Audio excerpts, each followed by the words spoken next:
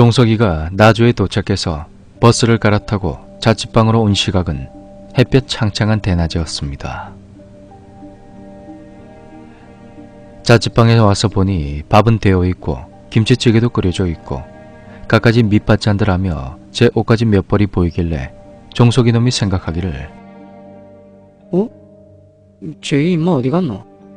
도서관 갔나? 하며 그놈 역시 집에서 갖고 온 반찬들을 냉장고에 넣고 방 청소를 하고 뭐 이것저것 하다 보니 밤이 되었다고 합니다. 낮엔 날씨가 좋더니 밤이 되니까 비가 조금씩 오던 게 강한 바람과 함께 심하게 내리더랍니다. 밤 9시가 되어도 제가 오질 않자 쟤 임마 도서관 마지막 문 닫고 10시까지 있을란가? 아 이상하네.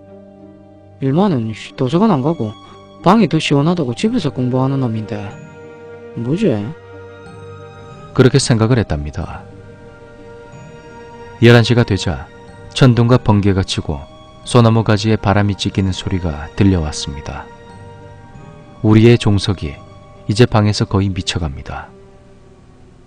저는 오지 않고 밖에는 비바람이 몰아치고 그래서 이놈 친구 집으로 가려고 했다고 합니다. 하지만 저의 경우와 같이 이렇게 몰아치는 비바람을 뚫고 그 먼 친구 집까지 가는 게 대낮이라 해도 어려운데 더욱이 그놈이 제일 싫어하는 배가 아플 이 시각에 지나야 한다는 건 종석이는 말은 오늘만 여기서 자고 내일 저 만나면 오늘 왜 집에 안 왔는지 따지려고 했답니다.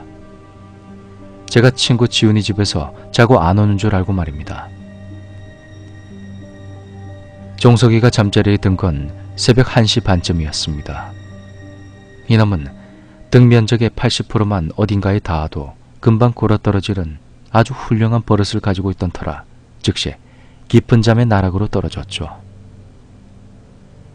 그리고 제가 겪었던 통증.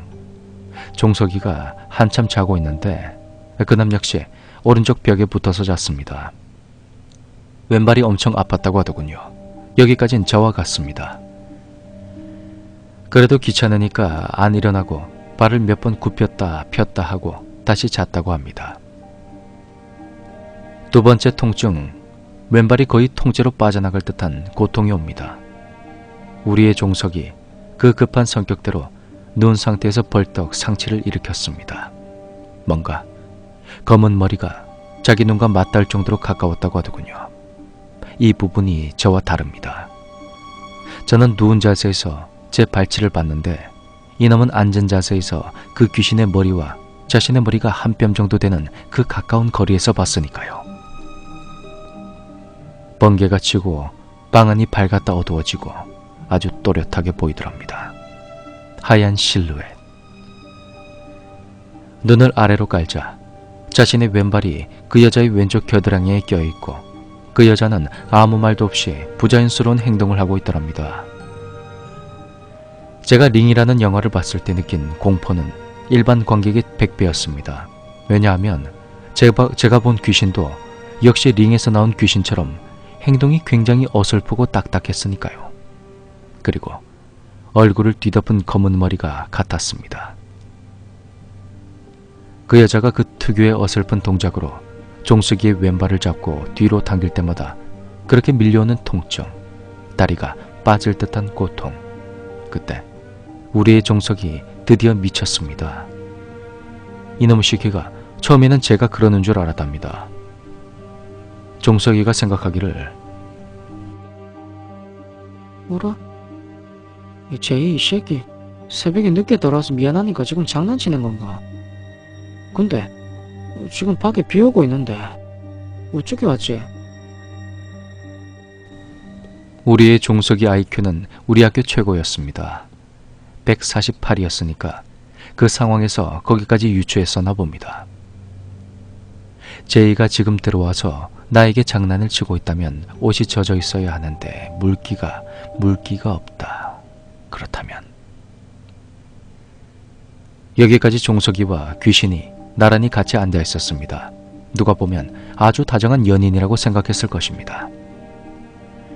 여친이 남친의 아픈 다리를 툭 주물러 주고 있나라고 그럴 정도로 말입니다. 또한 둘 다 그윽하게 상대방을 바라보고 있었으니까요. 거기까지 생각하자 종석이놈 체온이 급속히 떨어지면서 무서운 것보다는 추워서 턱이 덜덜 떨리고 온몸이 부들부들 떨리기 시작했다고 합니다. 종석이는 그래도 호기심에 누가 새벽에 들어와서 장난치나라고 생각해서 아마 당시 종석이의 심정은 현실을 부정하고 싶었나 봅니다. 그렇게 얼굴을 보려고 눈을 위로 올렸습니다. 번개가 자주 쳐서 그런지 방안이 자주 환해졌다고 합니다. 그리고 종석이는 쓰러졌습니다. 그래도 종석이는 저보다 나은 편입니다. 저는 그 공포의 시간이 엄청 길었었거든요. 근데 그놈은 그렇게나 빨리 쓰러져 버리다니 아깝습니다. 이 부분에서 저와 제 친구들이 종석이에게 묻습니다. 야, 종석아. 어떻게 생겼던데? 어떻게 생겼던데? 나는 머리카락 때문에 못 봤다.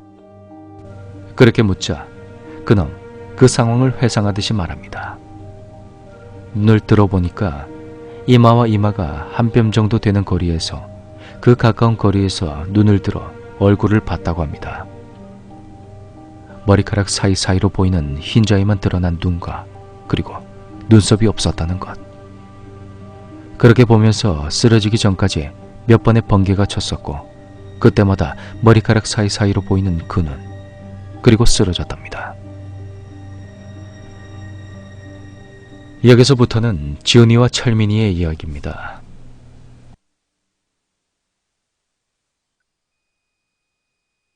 야, 오늘도 제이랑 종석이 학교 안 나왔냐?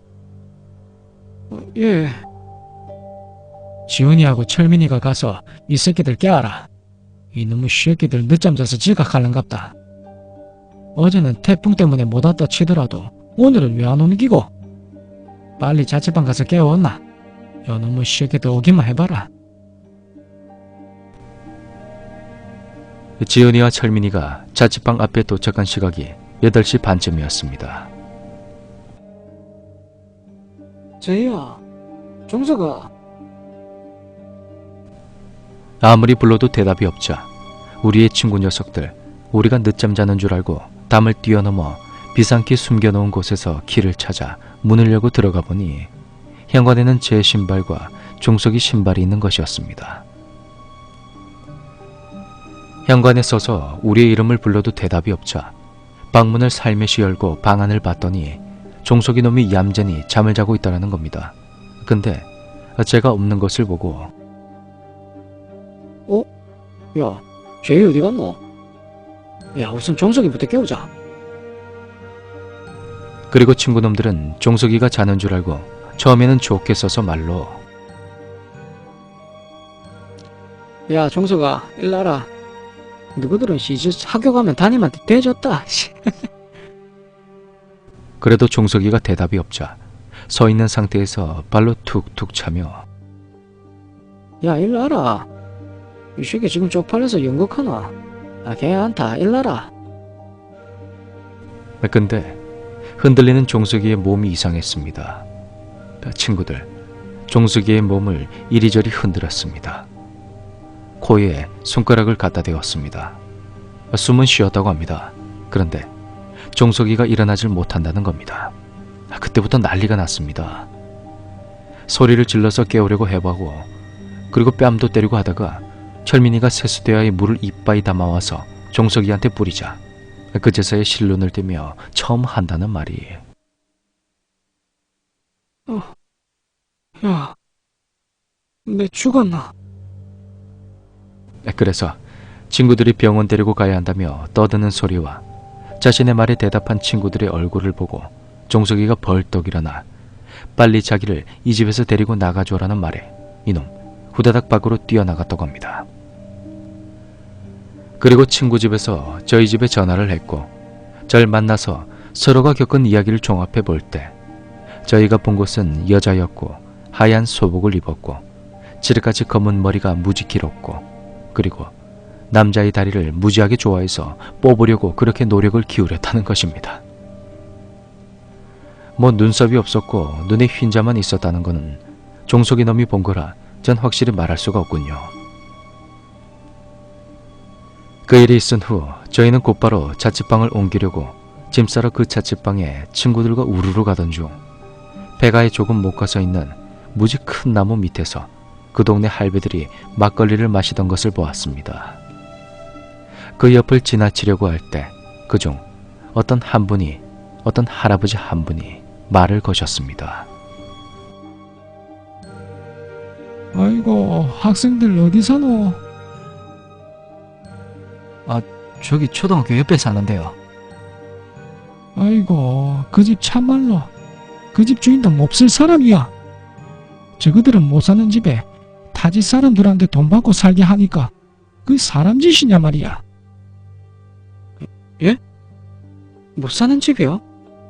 그게 무슨 말씀이세요? 아따, 글란 게 말 여러 번 하게 하네. 그니까 저가 흉가란 말이야, 흉가. 우리 모두들 깜짝 놀랐습니다. 아니, 어떻게 하다가 흉가가 된 겁니까? 사람이 저기서 죽었습니까? 죽은 게 아니라 죽은 사람 자리에 집을 세웠잖아요, 집을. 그러니까 산 사람이 어떻게 사노? 그러면 옛날에 저기가 무덤이었단 말입니까? 그렇지. 몹쓸 사람들 같은 이라고. 그렇게 해서 집을 세웠으면 굿이라도 한 판 해줘야지 말이야. 아무튼 서울 사람들 야박하건. 근데 할아버지 저기 있는 집에 총 세 집이 살 수 있잖아요. 2층하고 1층 본체하고 저희가 사는 옆에 조그맣게 붙어있는 방까지 하면 세 가구가 살 수 있는데 왜 동네 사람들이 저 집에서 안 살아요? 집값도 싸고 집도 멋있잖아요. 귀신 나와, 귀신 나온다고. 이 동네에는 소문이 쫙 퍼졌는데 누가 들어가 살라고 하겠어. 맞는 말이다. 초는 소문도 그렇게 빠른 법이다. 근데 우리는 몰랐다. 모를 수밖에. 아침에 학교 가서 밤늦게 오는데 그리고 동네 사람들하고도 교류가 없었으니. 근데 학생들은 저 집에서 산다고 하면서 귀신 못 봤나? 이상하다. 모두들 저 집에서 2달을 못 버텼는데 학생들은 언제부터 살았는고? 2월 말부터요. 근데 지금은 이사 가려고 짐 가지러 왔습니다. 아이고, 오래도 버틴네. 그래, 젊은데 귀신이 무신 해코지 하겠노? 근데 왜 여기서 계속 안 살고? 학교가 멀어서요. 그럼 좀 바빠서 먼저 가보겠습니다. 얘들아, 가자. 이것이 우리가 들은 저 자취방에 관한 이야기였습니다. 이사를 가고 나서 이사간 집에서 고3이 되었고 어느 여름날 이제 2년이 지났으니까 그 집이 어떻게 변했는지 궁금하기도 해서 토요일 낮에 그 집에 한번 가보기로 친구들을 선동했었죠. 일행은 5명이었습니다. 2년이 지났으니 무척 궁금했습니다. 누가 살았나, 누가 살고 갔나 싶어 갔는데 대문이 열려 있었습니다. 대문을 열고 마당에 들어서니 아무도 안 사는 듯 했습니다. 드디어 떨리는 손으로 자취방 현관문을 열고 안을 보는 순간 쓰러지는 줄 알았습니다. 방 안이고 부엌이고 모두 장판이 걷어내진 상태로 맨 시멘트 바닥이 보였고 그 위에 하얀 알맹이들이 있었습니다. 쪼그리고 앉아 뭔가 싶어 만져봤는데 이건 소금이었습니다. 그것도 아주 굵은 소금이 온통 뿌려져 있는 것입니다. 눈을 들어 부엌으로 통하는 문 위의 벽을 보니 작은 종이에 빨간 글씨로 쓴 부적이 보였습니다. 태어나서 처음 보는 부적. 그곳엔 거미줄이 있었고 벽지는 여기저기 뜯겨져 있었습니다. 기분이 우울해졌습니다. 그래도 2년 전에는 이곳에서 친구들과 장난치고 웃고 떠들고 그렇게 살던 집이었는데 눈물이 날 만큼 서글퍼졌습니다. 달라진 게 있다면 그 서늘함 뿐이었습니다. 발목 아래로 전해져 오는 그 차가움.